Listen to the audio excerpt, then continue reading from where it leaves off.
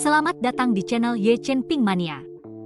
Penguasa Istana Naga Langit bab 4131 sampai bab 4133. Terima kasih kepada semuanya yang sudah like dan subscribe. Semoga selalu diberikan kesehatan dan kesuksesan. Semua orang menatap tercengang ketika Peng Wu tertawa terbahak-bahak, dan semua orang memasang ekspresi tercengang di wajah mereka. Ada apa dengan Sekte Master? Apakah dia bodoh? Formasi ini bahkan belum dipatahkan. Kenapa dia tertawa dan mengatakan dia menang? Tidak mungkin dirangsang, kan? Kerumunan memandang Peng Wu dengan tidak percaya dan bergumam. Gu Tianzhao juga sedikit bingung, tidak tahu apa yang sedang dilakukan Peng Wu. Hanya Bai Chicori yang tersenyum tipis dan menatap Chen Ping, kakak senior. Formasi ilusimu ini sungguh luar biasa di mana? Sekilas tidak terlihat oleh kakak senior Bai, kata Chen Ping sambil tersenyum rendah hati. Ternyata Peng Wu tidak merusak formasi sama sekali. Dia baru saja terkena formasi ilusi Chen Ping begitu dia naik ke atas panggung. Dia sendiri tidak mengetahuinya. Jadi dalam formasi ilusi, dia merasa telah menembus formasi dan memenangkan kompetisi. Itu sebabnya dia tertawa terbahak-bahak, mengatakan bahwa dia telah menang. Dan di mata semua orang di bawah, Peng Wu baru saja naik ke atas panggung dan membuat beberapa gerakan acak, formasinya masih ada, dan dia tertawa terbahak-bahak. Pada saat ini, Peng Wu seperti badut pelompat yang diarahkan. Salah satu tetua benar-benar tidak tahan lagi, dan hanya bisa bergegas maju dan menunjukkan pada Peng Wu, Master Sekte, kamu seharusnya terjebak dalam formasi ilusi. Apa yang kamu tertawakan dengan bodoh pada dirimu sendiri? Apa? Saya terkena formasi ilusi? Peng Wu mengerutkan kening dan buru-buru menggelengkan kepalanya, lalu berbalik untuk melihat dan menemukan bahwa formasi di belakangnya masih utuh. Kali ini, Peng Wu langsung tercengang. Dia baru saja dengan jelas menghancurkan formasinya, jadi bagaimana itu bisa muncul lagi? Namun saat Peng Wu hendak membuat gerakan untuk menghancurkan formasi, Gu Tianzhao berteriak, waktu satu dupa sudah habis. Bersamaan dengan teriakan Gu Tianzhao, formasi mantra yang telah ditetapkan Chen Ping kemudian perlahan menghilang. Tampilan ini harus membuat penonton sangat terkesan. Kita harus tahu bahwa merupakan hal dasar bagi seorang master arai untuk meletakkan sebuah arai. Tetapi jika seseorang mampu membuat arai tersebut mempertahankan waktunya dan menghitung menit dan detik, maka itu bukanlah sesuatu yang dapat dilakukan oleh siapapun. Bahkan Peng Wu tidak memiliki kekuatan seperti ini. Adapun Chen Ping yang telah menyiapkan formasi tersebut menghilang dengan sendirinya tepat ketika waktu pembakaran dupa telah tiba. Jelas sekali bahwa kendali Chen Ping atas formasi ini telah mencapai titik ekstrim.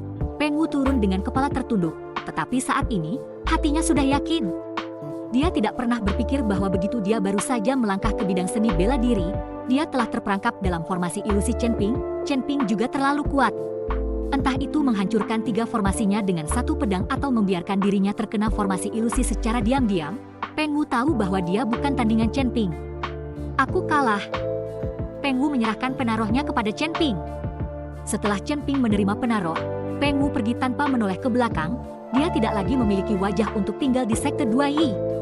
Chen Ping tidak mencoba menghalanginya, dia tahu ini pasti hasilnya. Terlebih lagi, karakter Peng Wu tidak bagus, dan dia juga mempermainkan, bahkan jika dia tetap di Sekte 2 Elemen, dia akan tetap menjadi momok. Kali ini, Chen Ping telah memenangkan hati Peng Wu itu, jadi tidak akan ada lagi keberatan jika dia menjadi Master Sekte. Terutama karena orang-orang ini telah melihat kekuatan Chen Ping. Chen Ping dengan lancar duduk sebagai pemimpin Sekte 2 Yi dan mengangkat Gu Tianzhao sebagai wakil pemimpin sekte. Setelah menyerahkan 2 giok darah 2 Yi Sekte ke Chicori Putih dan memberikannya kepada leluhur riak ilahi dan iblis formasi, Chen Ping mengantongi sisa giok darah. Setelah menetapkan kembali aturan untuk Sekte 2 Yi dan memperbaiki tatanan, Chen Ping bermaksud meninggalkan Sekte 2 Yi. Pengelolaan Sekte 2 Yi diserahkan kepada Gu Tianzhao. Ini juga dianggap memenuhi keinginan Gu Tianzhao. Setelah menjelaskan semuanya, Chen Ping mempercayakan sawi putih untuk mengikuti leluhur riak ilahi dan iblis formasi untuk mengucapkan selamat tinggal sebelum kembali ke Sekte Api Ungu. Beberapa hari ini telah membuat Juling sangat merindukan Chen Ping dan mengikuti Chen Ping untuk bermesraan. Namun, Chen Ping masih harus pergi ke wilayah barat untuk mencari Fire Phoenix dan yang lainnya, dan tidak jatuh ke dalam kelembutan Juling. Setelah menyerahkan token kepada Juling, Chen Ping melangkah ke jalan menuju wilayah barat. Token ini untuk Juling pergi ke Sekte 2 Yi untuk mencari seseorang ketika Sekte Api Ungu sedang gemetar ketakutan. Ini adalah token Master Sekte 2 Yi. Terima kasih masih menyimak channel Ye Chen Ping Mania. Wilayah Barat, Kota Yongle. Kota Yongle adalah kota biasa di bagian tengah wilayah barat, dan tidak ada yang istimewa darinya, baik itu ukuran klan di kota, sumber daya di lingkungan sekitar, atau bahkan lokasi geografis. Namun, satu-satunya hal yang terpuji tentang kota Yongle adalah bahwa 4 keluarga besar di kota Yongle semuanya adalah keluarga pengobatan. Keluarga Zhen milik Nenek Zhen bahkan termasuk salah satu dari mereka, meskipun Nenek Zhen telah jauh dari rumah selama puluhan tahun, namun bagi para kultivator, puluhan tahun sebenarnya bukanlah waktu yang lama. Anda harus tahu bahwa tidak banyak apoteker di seluruh alam surgawi, dan kota Yongle yang memiliki 4 keluarga obat sekaligus jelas merupakan salah satu dari sedikit. Kota Yongle juga dikenal sebagai kota pengobatan oleh semua orang. Karena kota Yongle tidak dikelilingi oleh sumber daya apapun, juga tidak ada gunung, binatang buas atau sejenisnya, ditambah dengan fakta bahwa 4 keluarga obat kota Yongle membuat banyak pembudidaya tidak berani membuat keributan, sehingga kota Yongle ini telah menjadi sebuah kota perdamaian. Banyak orang yang tidak terlalu peduli dengan kultivasi akan pindah ke kota Yongle dan menjalani kehidupan yang damai. Dan mereka yang sangat kuat dan bertekad berkultivasi tidak akan datang ke sini, lagi pula, tidak ada sumber daya apapun di sini. Namun, di kota Yongle, ada satu orang yang sangat istimewa, tidak hanya dia memperoleh kualifikasi ahli pil, namun kekuatannya juga telah mencapai alam Mahayana. Kita harus tahu bahwa budidaya ahli pil sangatlah sulit, dan seorang ahli pil yang mampu mencapai alam Mahayana jelas merupakan eksistensi yang sangat mengesankan. Tapi kebetulan ada orang seperti itu di kota Yongle, dan orang ini bahkan bukan anggota salah satu dari 4 keluarga besar. Bahkan asosiasi ahli pil di wilayah barat telah berusaha semaksimal mungkin untuk mengundang orang ini menjadi presidennya, namun mereka ditolak dengan kejam. Nama orang ini adalah Zongxin. Dia tidak memiliki rekan Daois dalam hidupnya. Setiap hari dia berkultivasi atau beramal, jumlah orang yang mencarinya untuk disembuhkan tidak terhitung jumlahnya, dan dia tidak mengambil sepeser pun. Jadi Zhong Yi ini memiliki status yang sangat tinggi di seluruh kota Yongle dan dikagumi oleh semua orang. Nenek Zhen, kenapa kamu pulang dan terlihat cemberut, seolah kamu tidak ingin pulang? Kamu tidak keluar selama beberapa hari terakhir, apakah ada yang salah? Bai Xiao mengetahui bahwa sejak Nenek Zhen pulang, dia tidak meninggalkan pintu dan tidak pernah tersenyum. Dan orang-orang di keluarga Zhen juga tampak agak dingin terhadap Nenek Zhen, masuk akal untuk mengatakan bahwa mereka harus sangat ramah setelah tidak bertemu satu sama lain selama beberapa dekade. Tetapi keluarga Zhen, selain mengosongkan halaman untuk ditinggali Nenek Zhen dan Bai Xiao, mereka tidak menanyakan hal lain. Dan Nenek Zhen juga sepertinya tidak pernah berinteraksi dengan keluarga Zhen, dia juga tidak keluar rumah. Aku baik-baik saja, aku hanya tidak ingin keluar. Nenek Zhen menggelengkan kepalanya dan berkata, Putri Kaisar Iblis, Phoenix Api, Chen datang untuk mengirim pesan, dia sudah datang ke sini, aku sudah memberinya lokasinya. Jiyun dengan senang hati berlari mengikuti Baiqian dan Fire Phoenix dan berkata, biarkan dia datang dengan susunan teleportasi, jaraknya sangat jauh, tanpa perahu roh, kapan dia bisa lari ke sini? Baru-baru ini, kota Yongle akan mengadakan konferensi apoteker. Banyak apoteker dari seluruh alam surgawi akan datang ke kota Yongle untuk belajar satu sama lain.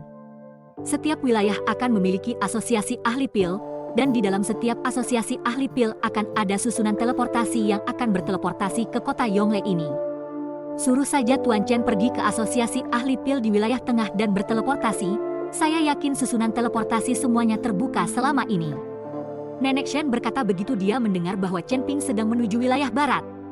Penting untuk diketahui bahwa sekte api ungu di domain pusat berada puluhan ribu mil jauhnya dari kota Yongle di domain barat. Jika Chen Ping berlari, bahkan dengan Royal Fire Steps, itu akan terjadi. Membutuhkan sedikit waktu, dan juga mengonsumsi energi spiritual dalam jumlah besar. Jika ada susunan teleportasi, itu akan jauh lebih mudah. Masalah besarnya adalah menghabiskan sejumlah koin roh. Namun, susunan teleportasi ini ada di mana-mana. Kebetulan kota Yongle ini memiliki susunan teleportasi yang menghubungkan wilayah utama asosiasi apoteker. Chen Ping juga dapat dipindahkan. Terima kasih masih menyimak channel Ye Chen Ping Mania. Ketika Jiyun mendengar ini, dia buru-buru mengeluarkan slip giok transmisi suaranya dan mengikuti Chen Ping secara detail. Chen Ping juga khawatir, jika dia berlari ke wilayah barat, dia akan kelelahan, dan sekarang ketika dia mendengar bahwa ada susunan teleportasi, itu akan jauh lebih nyaman. Setelah mengikuti Chen Ping melalui percakapan, Jiyun siap untuk berbalik dan pergi. Bagaimanapun juga, ini adalah kamar Nenek Yan, Jiyun tidak bisa tinggal lama. Tapi saat Jiyun keluar dari pintu, dia terkejut. Apa yang kamu inginkan? Hanya untuk melihat bahwa di udara di luar ruangan, seseorang melayang di sana, kepalanya penuh dengan rambut putih tertiup angin. Melihat seseorang secara tiba-tiba, Ji-Yun juga siap menyerang kapan saja. Mendengar suara Ji-Yun, Bai Xiao dan Fire Phoenix juga bergegas keluar dan melihat ke udara. Dan ketika mereka melihat lelaki tua berambut putih di udara, mereka juga langsung meningkatkan kewaspadaan. Siapa sebenarnya kamu? Mengapa Anda masuk tanpa izin ke sini?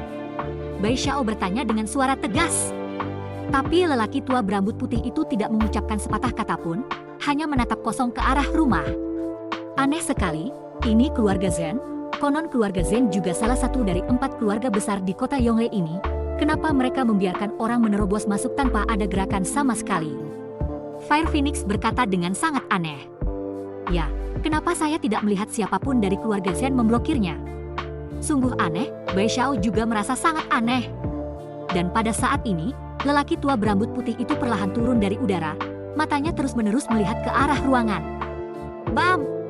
Tiba-tiba, Nenek Zhen ada di dalam kamar dan langsung menutup pintu. Itu mengejutkan Bai Xiao dan juga Fire Phoenix dan para gadis, langsung menutup pintu keluar beberapa orang. Zhenni, aku tahu kamu sudah kembali, tolong temui aku. Aku telah menunggumu selama beberapa dekade dan tidak pernah meninggalkan kota Yongle. Orang tua berambut putih itu tiba-tiba berbicara. Kalimat ini, Zhenni, membingungkan Bai Xiao dan gadis-gadis Phoenix Api. Bai dangkal, siapakah Zhenni? Fire Phoenix bertanya. Aku juga tidak tahu. Bai Xiao menggelengkan kepalanya. Siapa nama Nenek Zhen? Tidak mungkin dia baru saja dipanggil Zhenni, kan? Ji-Yun berbisik. Saya tidak tahu nama Nenek Zhen. Saya selalu memanggilnya Nenek Zhen. Tidak mungkin nama Nenek Zhen benar-benar Zhenni, kan? Kedengarannya nama yang bagus. Bai Xiao juga tidak mengetahui nama Nenek Zhen. Tapi saat ini, suara Nenek Zhen terdengar di dalam ruangan. Chong Wuxi, keluar dari sini. Bajingan tak berperasaan, mendengarkan suara Nenek Zhen sangat marah. Mereka bertiga, Bai Xiao, saling melirik dan terhuyung, jadi Nenek Zhen benar-benar dipanggil Zhenni.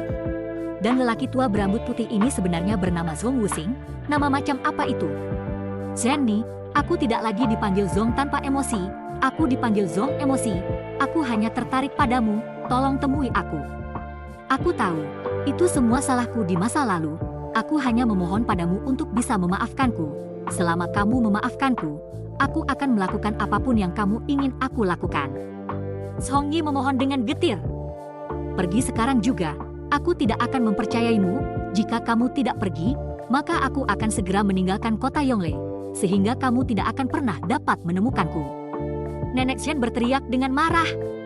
Oke, aku akan pergi, aku akan pergi. Song Yi berkompromi. Dia sangat takut Nenek Zhen akan pergi. Bai Xiao dan Fire Phoenix terkejut ketika mereka melihat Zhong Yi itu. Pada saat ini, meskipun mereka tidak tahu apa yang terjadi, mereka juga tahu bahwa Nenek Zhen pasti ada hubungannya dengan lelaki tua di depan mereka. Apa hubungan kalian dengan Zhenni? Baru pada saat inilah Zhong Chen melihat beberapa orang Bai Xiao dan bertanya. Kami berasal dari domain pusat, dan karena kami dikejar oleh musuh, kami mengikuti Nenek Zhen dan melarikan diri ke sini. Dalam beberapa dekade ini, Nenek Zhen selalu yang merawatku, kata Bai Xiao. Oh, jadi begitu. Song Sheng mengangguk, lalu mengeluarkan sapu tangan putih dengan beberapa kata tertulis di atasnya dengan darah dan menyerahkannya kepada Bai Xiao. Tolong berikan ini pada Zhenni. Sapu tangan ini juga diberikan kepadaku di sisinya saat itu. Aku ingin dia melihatnya. Setelah menyerahkan sapu tangan ke Bai Xiao, Song Yi menghilang tanpa jejak dengan lompatan jauh. Bersambung.